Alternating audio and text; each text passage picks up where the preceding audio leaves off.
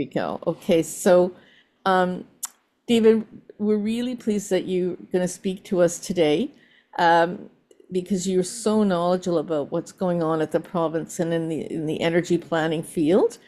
And it's a big challenge for so many of our groups across the province. So we're really, better informed. We'll be able to do more. So thank you very much for sharing your knowledge with us. And I know David from the Forward Bad Energy Choices and Ontario project of SCAN, Seniors for Climate Action Now. So over to you, David.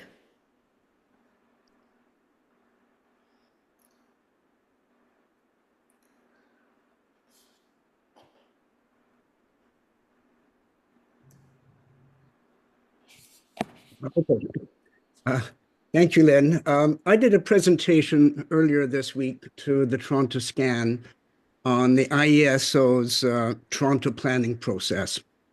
And Lynn asked if I could do the same kind of presentation to this group this morning, which I'm really happy to do. It is Toronto focused, but I think, to keep in mind a couple of things. One is that Toronto, I guess, accounts for about 20% of Ontario's peak power. So what happens in Toronto affects the energy grid all over the province. And what happens in Toronto, I think, affects energy planning all over the province as well. But just one, I'm also on the steering committee of Seniors for Climate. So just in terms of tomorrow, I also want to say that Seniors for Climate has 50 locations across the country in which there will be climate actions tomorrow. Some of them are part of the Draw the Line, and some of them didn't make it onto the Draw the Line map, but we have over kind of 50 locations. So I think that's really quite exciting, actually. So to the Toronto plan. First of all, the IESO, the independent electricity system operator, has three main responsibilities. The first is to balance the supply and demand for electricity 24/7, 365, year in and year out. Organization that manages the flow of electrons basically all across the province. Its second responsibility is to plan for future electricity growth all around the province. Critically important role.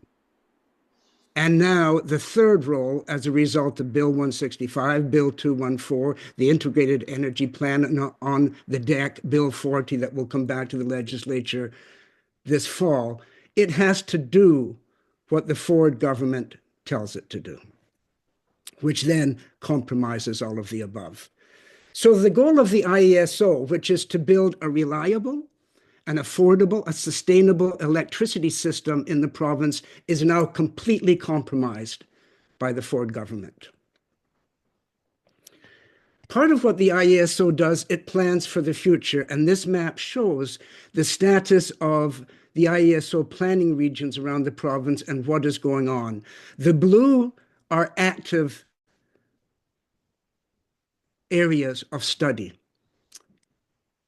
The green are kind of monitoring or transmitter-led, and you'll see that there are some that are going to happen, some that have happened.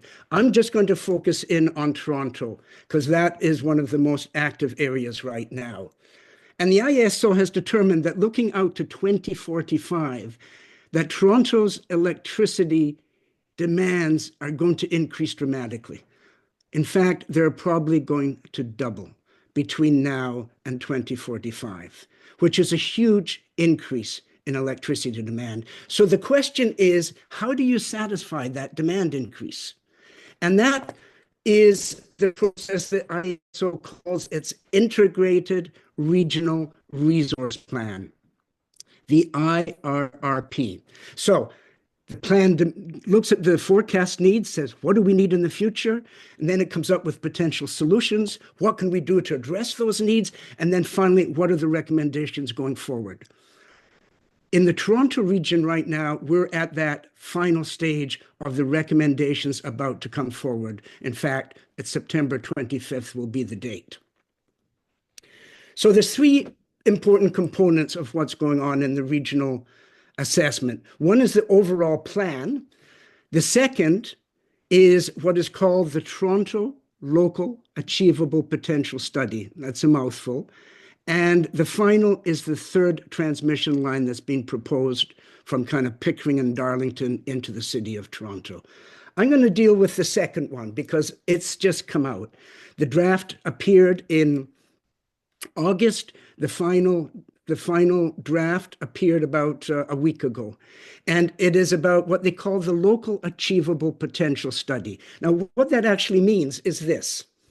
The goal of the study is to assess the potential to offset future electricity generation and transmission requirements through energy savings. So in other words, the more energy savings we get, the less the need for new nuclear reactors and fossil gas plants. And it's to deal with the things that we've been talking about in the climate movement for a while, and that is these items. Distributed energy resources, the stuff that happens behind the meter, including battery storage at the home or local level, microgrids that we just heard from earlier, battery storage, solar. It also includes energy efficiency measures. That's things like installing heat pumps, smart appliances, heating and ventilation systems that are more efficient, weatherizing buildings. All of that is called energy efficiency. And the last category is called demand response. And that is offsetting the demand at peak hours, introducing the demand at other parts of the day. And that includes EV charging, different types of equipment, water heaters, and all of that. So that is the set of categories in which we can get the energy savings in order to offset more nuclear plants, more fossil gas plants. So when the IESO studied that, it assessed those categories in three major ways. First of all, it said, let's look at the technical potential for these energy savings. And the technical potential is everything that is technically feasible, regardless of the cost, regardless of consumer awareness. It is just what is technically feasible. The second is what is the economic potential. And that is, what are all the technically feasible measures that passed a cost effectiveness test? And final, the achievable potential is what the IESO says can be realistically acquired looking into the future. What can be realistically acquired? So this is the results of the study. The top line is the technically feasible. The middle line is the economic potential.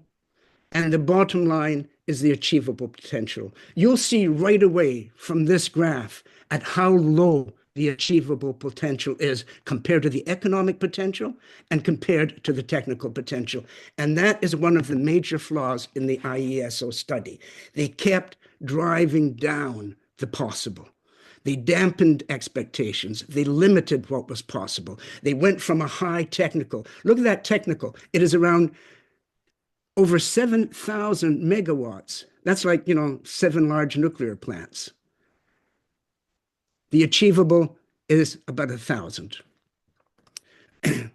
So what they did was they took this technical potential of what was technically feasible, and then they said, well, so much of that is simply not cost effective, so let's get rid of it all.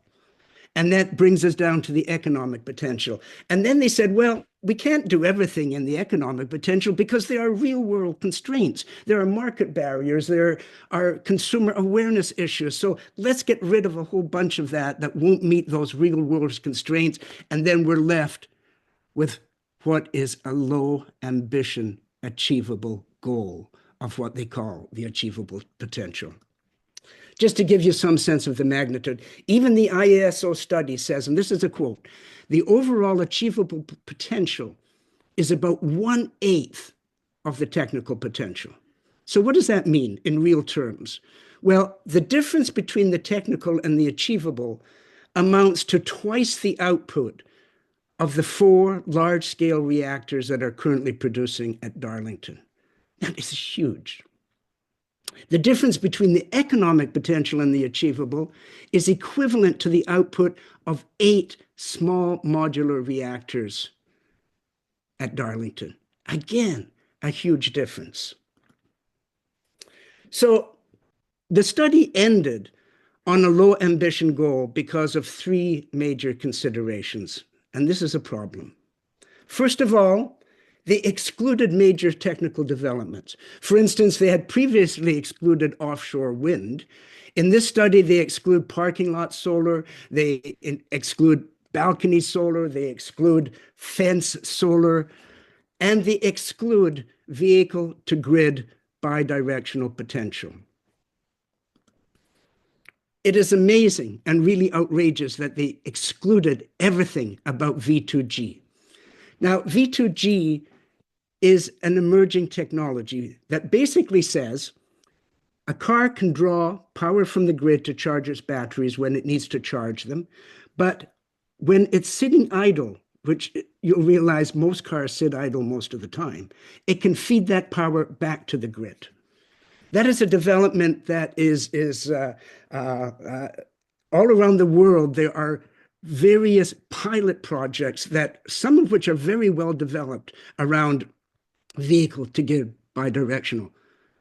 The IESO said we are excluding it completely from the analysis, even though their analysis goes to 2045. That's a long time. That's 20 years from now, and they're excluding it now because they say it's at a pilot stage. Well, the biggest energy pilot project we have in Ontario right now is the small modular reactor at Darlington. But when it comes to that pilot project, the IESO is fully committed to it. But it says the pilot project about vehicle to grid, no, it's premature. It's too nascent a technology. We can't build it into our planning horizon.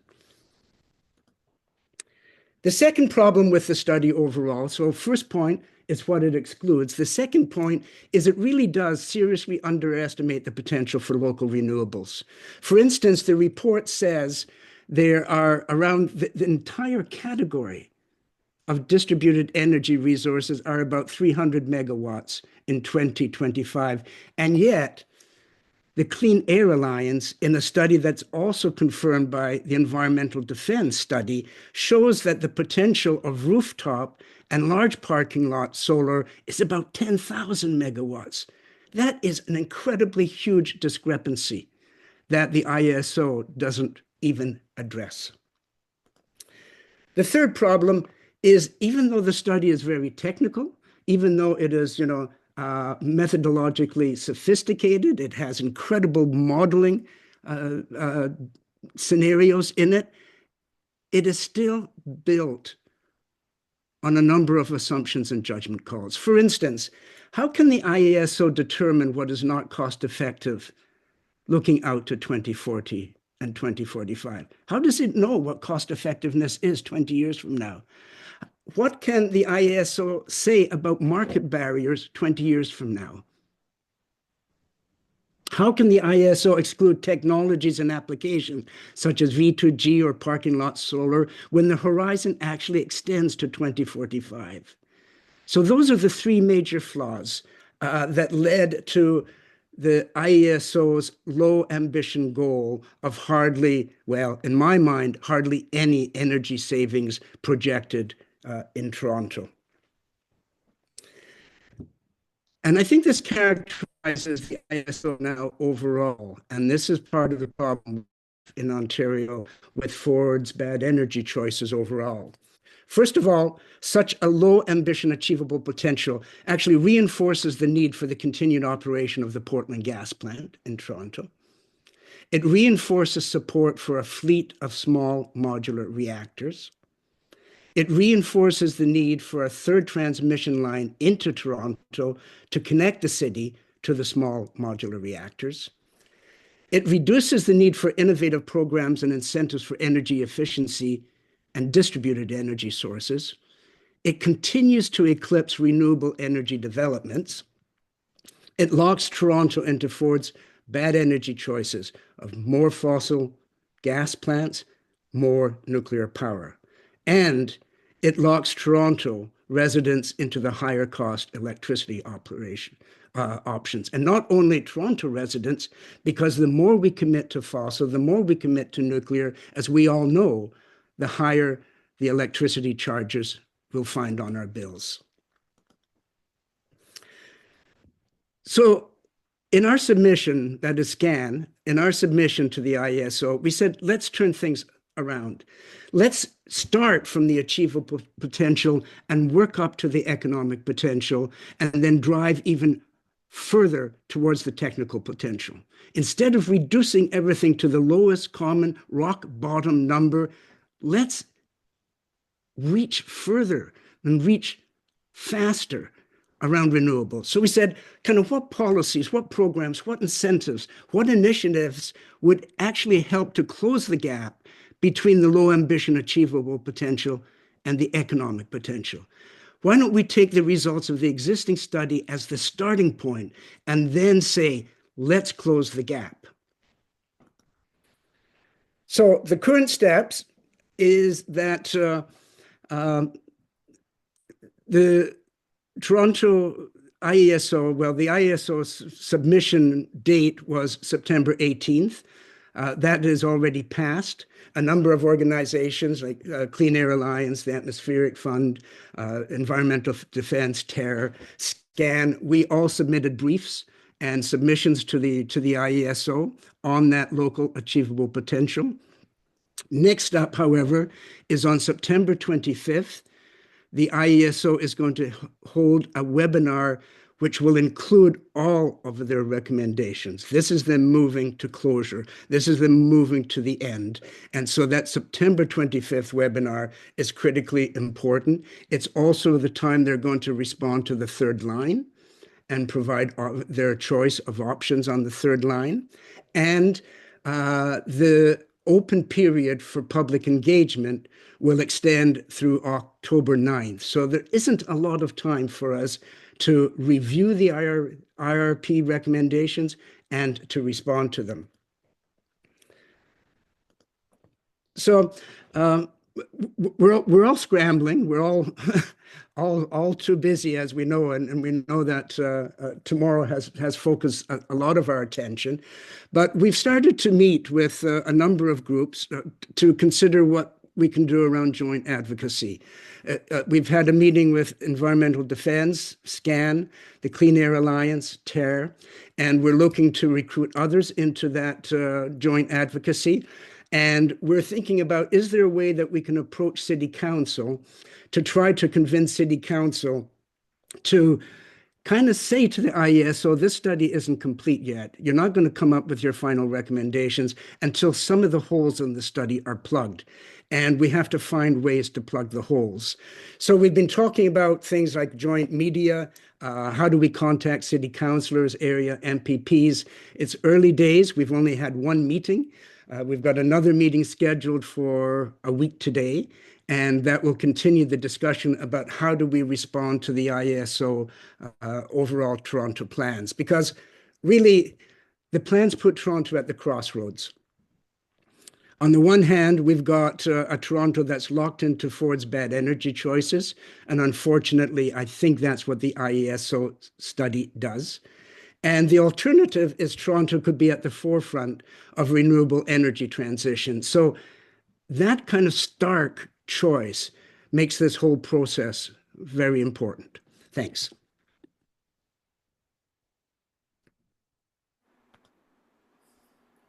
Thank you very much, David. So I'm still recording at this point, and I'll keep it on for a few minutes in case we have questions or comments to add to it that should be on the recording. That would be good on the recording. Then I'll turn it off and we can continue discussion from there. So, Bob, I see your hand there first. Well, thank you, David. I certainly appreciate the work you're doing. And I'm a member of the STG group, which is the United Nations organization. We probably have 400 or 500 different subgroups, and I see their reports and sometimes participate in some of their sessions. They all would support from a global perspective, the kind of comments you're making. It's not just a local issue, but definitely we're way behind on that. And the other thing, I guess it's probably obvious, but this is an ideological decision that's already been determined, and the rationale is created to justify it, the report. And we're seeing that in the US and Canada more and more and more. They're not interested in open discussion or even an open scientific investigation. They've already decided. And I think it all has a lot to do with the concentration of money. And the old adage, follow the money, I think applies here. Be interested in David's comments. Okay. Do you want to take the four Lynn, questions? rather than, I think that Yeah. maybe I'll wait and I don't want to occupy Yeah. too much time by responding one-on-one. Yeah, we'll take the other four questions too and comments, okay? Jim, you're next. Yeah, we can cluster responses. The cognitive dissonance of this being an independent organization. Legacy media is failing. So, but if the PowerPoint could be taken out, shared with the MPPs and city council, and get somebody somewhere on the floor of the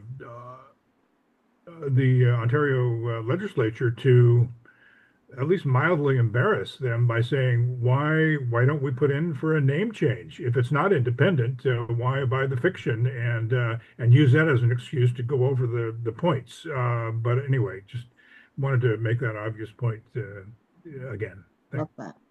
Thank you, Jim. Go ahead, Jane.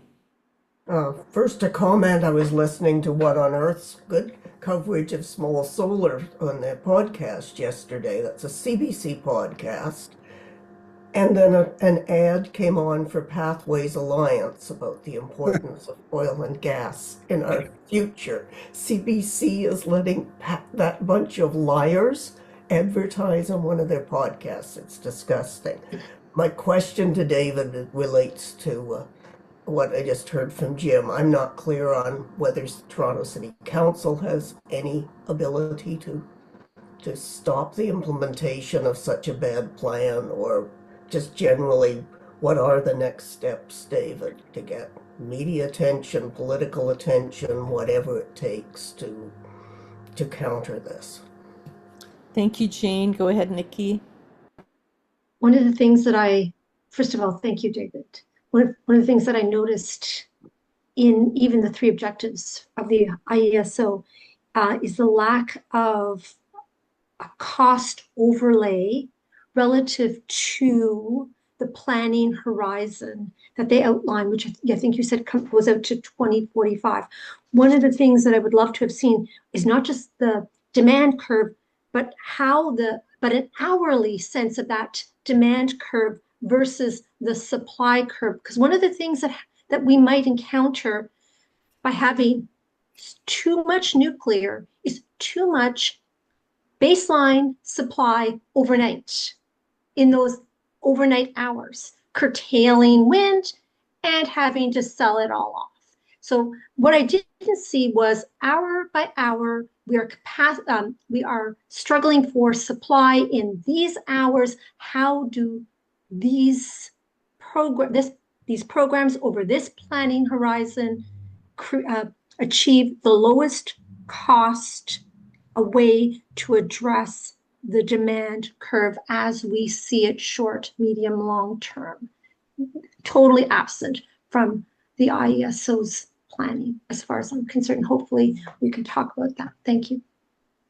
Thank you, Nikki. And I just want to add that there doesn't seem to be any reference to carbon emissions reduction targets.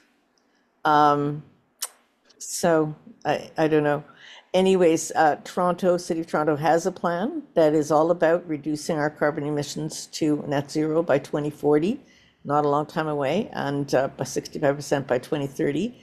So that should be relevant, hopefully, if we can get Toronto Council to weigh in on this. And, so what is the influence Toronto Council could have? And also, when will these plans come to other municipalities in Ontario? these regional plans. You had a map at first showing where the active areas, so I'm presuming it will come later on to the other parts of the province. But if you could just comment on that. Thank you very much. We'll keep going for a few more minutes to record your answers. Thank you. Okay, now I'm regretting saying I'll wait till I hear everyone, then I'll respond.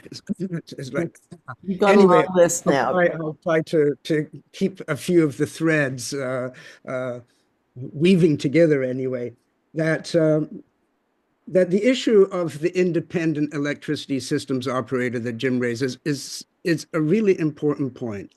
We used to have an independent Ontario Energy Board, and we used to have an independent IESO, and now we have neither of those things. There has been a series of government legislation, Bill 165, Bill 214, the Integrated Energy Plan, and Bill 40 that is on the docket, will come back for second reading in October, continues that push that basically says that the role of the OEB and the IESO is to fulfill the province's energy plans and to adhere to the government's energy policies and to follow the directions that are set by the minister or or cabinet in that terms. And so you have this compromising of the independence of organizations, which is consequential, and which means that there is no kind of bureaucratic or administrative opposition to high cost nuclear or to high cost fossil gas, because the mindset has been locked in that the goal is to follow policy. And that's a problem. And so I think, yes, it would be good. It's the captive energy electricity systems operator. It's not the independent one. And so I think as much as possible, we have to kind of keep reminding journalists and reminding politicians, opposition politicians, and ourselves and our activist friends that is what's going on. That is what makes, look at, on a rational basis, we would not be spending over $300 billion on nuclear power. We would not be spending $7.7 billion on the first small modular reactor at Darlington, which is only going to generate 400 megawatts. That's what, 300,000 houses? It's nothing but 7.7 billion and 3 more afterwards.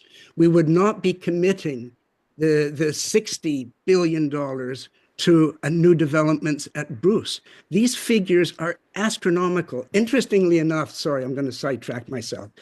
There was just a study released in August. It's one of those, the ISO does a lot of things, and at times it does these kind of, sampling studies and occasional thought studies and whatever else.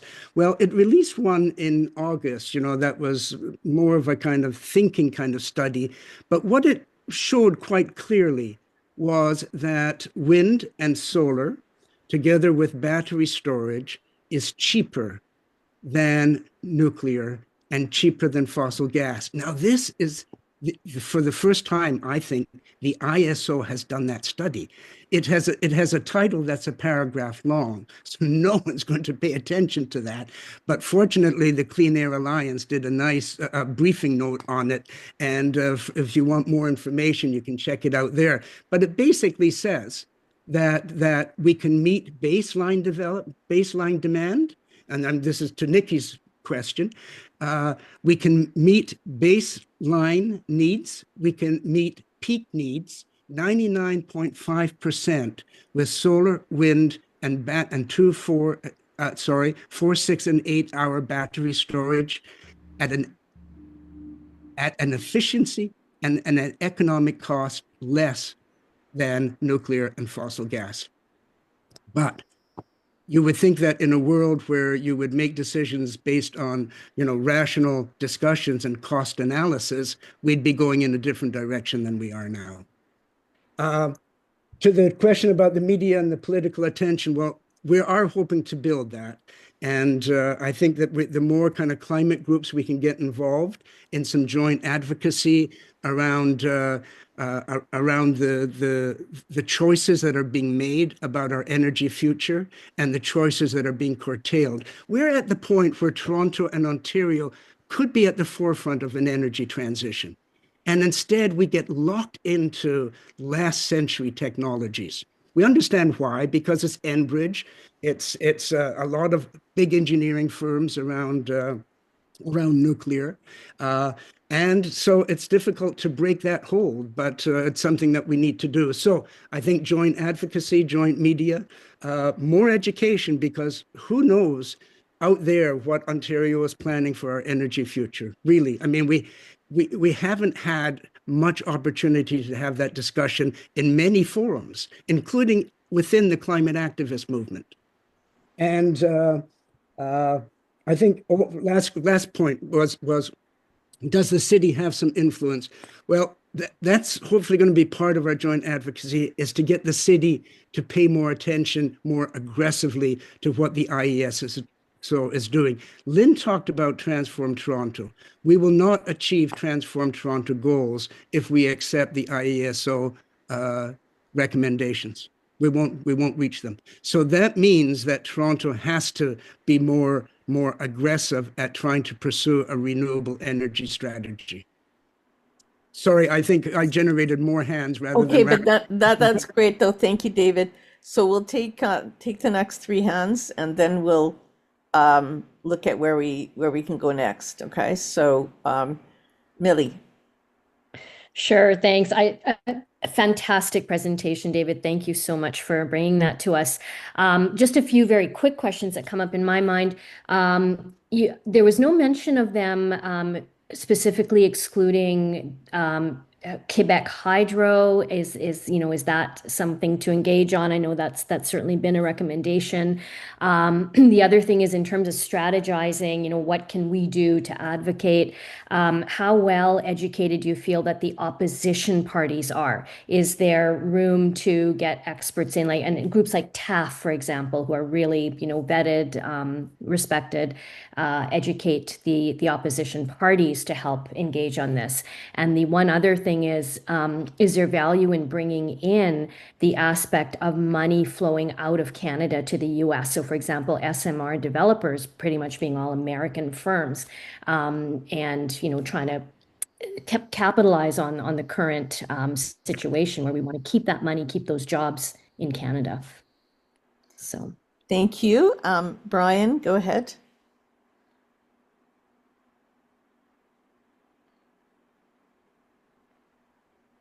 You unmute, Brian. Hi. Yeah. There Yes. you go. Hi. Sorry.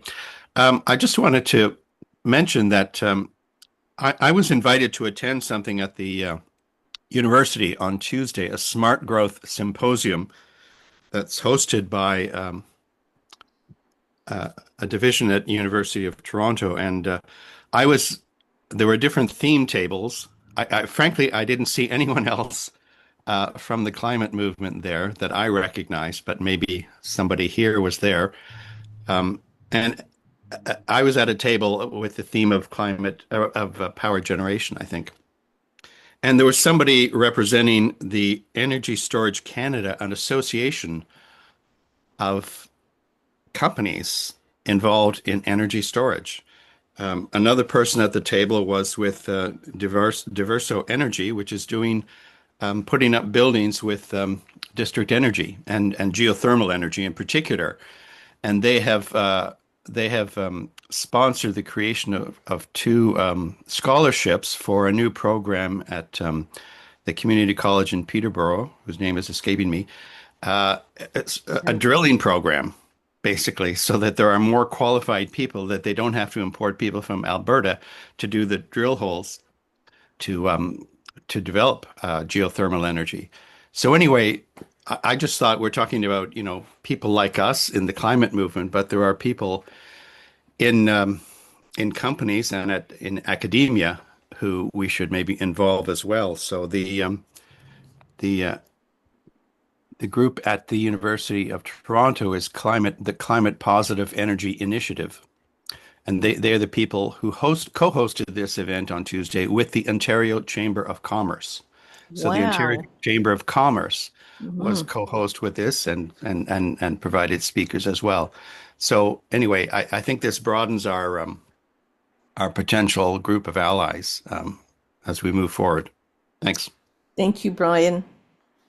Okay, so Nikki, you go ahead, and then I'll wrap up with my thought. Go ahead. I'm just wondering if there are additional local levers that could be used. Ottawa just published its newest emissions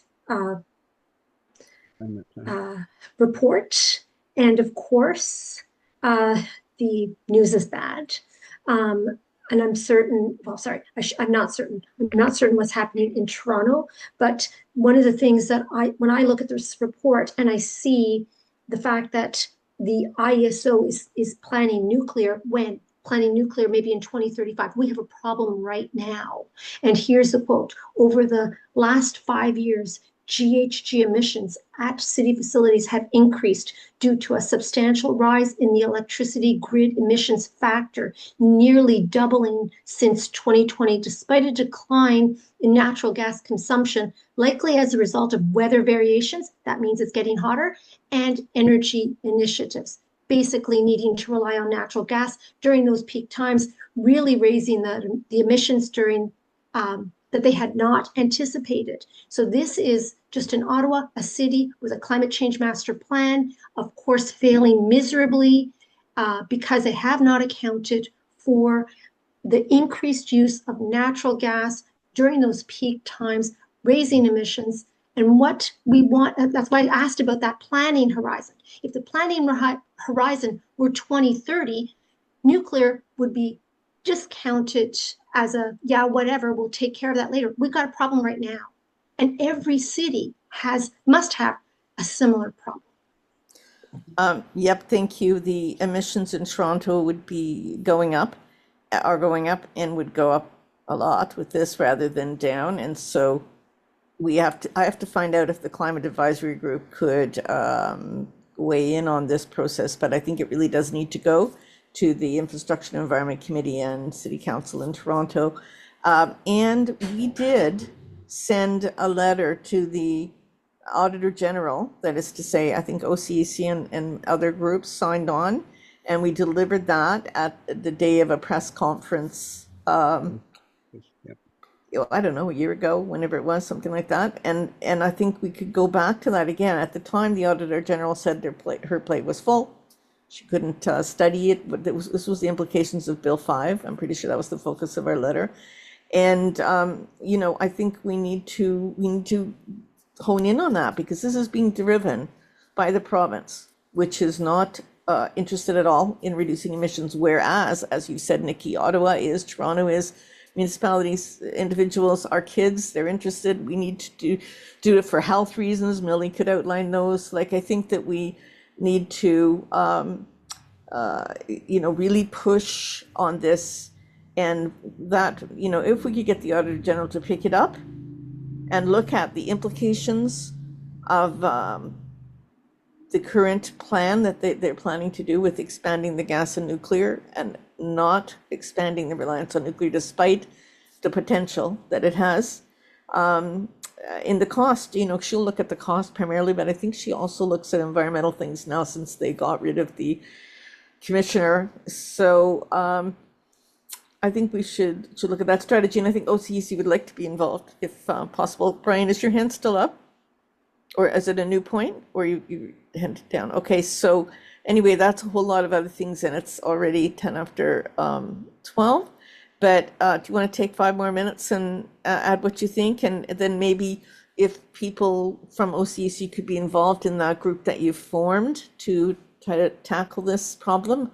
I don't know if TAF is on that group, but we could maybe try and involve them. I will try to bring it to the Climate Advisory Group at the city. Yeah, so your thoughts, the last few minutes? Okay, thank you, and thanks for the opportunity to be here today. To Millie's points about excluding Quebec, I think We'll have to see on September 25th what the IRRP's overall plans are to see if any of that figures in. What I was referring to was the energy savings potential of what could be done in Toronto. That's the study that I was addressing today. But the point about Quebec Hydro is incredibly important, and the notion of an east-west renewable grid across the country is critical. That the opposition parties, I think, don't know about this and haven't been paying attention to it. I think that's key. The atmospheric fund, I think, yes, the atmosphere, I think we'll get involved more in this. It has submitted, briefs to the process, and I look forward to their continued involvement because they know what they're talking about. The money for the SMR, I think this is what's so surprising, that we've got Ford that, posturing as Captain Canada. And here the energy plan actually increases our dependency on America. All our gas is frack gas from Pennsylvania. That's what heats our houses. And now the GE Hitachi, it's an American design. And for the first time ever in Canadian history, we're going to use enriched uranium, which we don't do here. It is done, and we'll get some from America, we'll get some from France. But it's going to be America. So our dependency on America around energy at a time when the province says it wants to be an energy superpower, and yet it reinforces our dependency. And that is about money flowing out of the country. Absolutely. And I think that is worth us really challenging. I just wanted to say, I'm glad that that Brian raised the issue about the Smart Growth Symposium. I didn't know about it, but he suggested that there's maybe alliances with some companies, with academia. And I think that some renewable initiatives drive those connections. And just in the last little while, four things. In July, New York State passed a building code change that every new building has to be all electric. That's huge.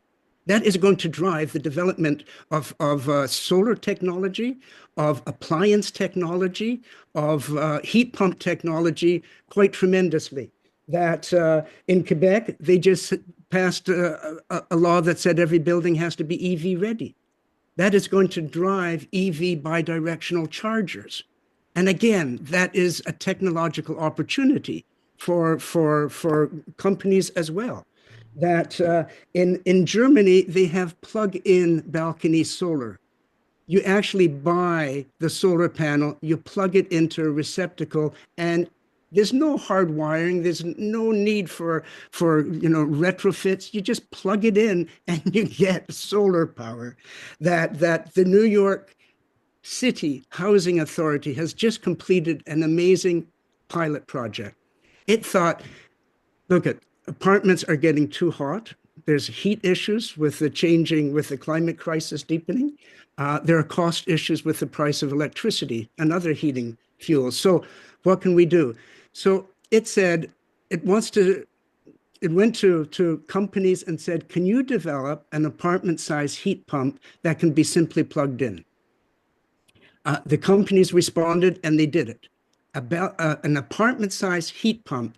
And the New York City Housing Authority, I think, kind of bought 300,000 of them, enough of a market to generate the technology and the research and the development to get it done.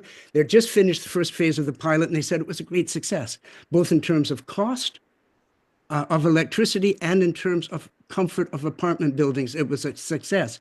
So now they're going to roll it out more. It's not full-fledged, but you think about these initiatives that are happening, that one initiative starts driving other initiatives, and before long you have technology clusters that reach a critical threshold that can start transforming the energy system.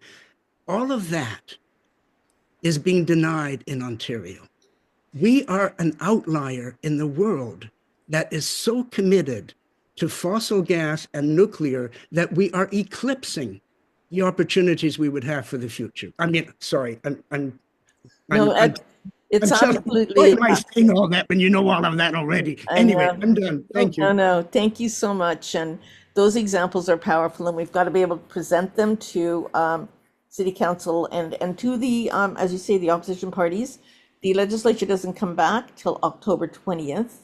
And, but so I'm not exactly sure how this fits with all the timelines, but maybe we have a chance to do some briefings with opposition party members before they come back. Okay, over to you, Bob, and then I'm going to close the recording and we'll go on with our internal meeting. Thank you. Last Yeah. comment. I just a couple of quick points. One is there are now window covers that don't require anything. It can go right on a glass window and it produces solar energy, a little less efficient, but very inexpensive, available. The other thing is Corporate Knights has a full inventory of corporations that are clean energy friendly. They would certainly work with us. I'm involved with them. The other thing, I think is really important. It's often argued by the deniers that they don't have enough scientific information. Well, they now have a scientific approved process to collect DNA, which shows the impact on biodiversity. And I think if we build that into our thinking, a lot of people who are concerned about nature and maybe less concerned about the technical things, there's proof sitting there on what the impact is on life. Yep. Thank you. Thank you, Bob. And I have to say, Brian, I want to thank you for bringing in that the Chamber of Commerce was at this symposium that you were at, because wouldn't it be amazing if we'd have the Chamber of Commerce in our press conference? I don't know if that's possible, but Ontario Nature, whatever, all our allies, we need them. Maybe we need a sign-on letter that we all go for, that we can be our press, whatever. So I think lots of plan, but I'm going to turn off the recording now with a big thank you to you, David. You don't need to leave yet, but let me turn off the recording.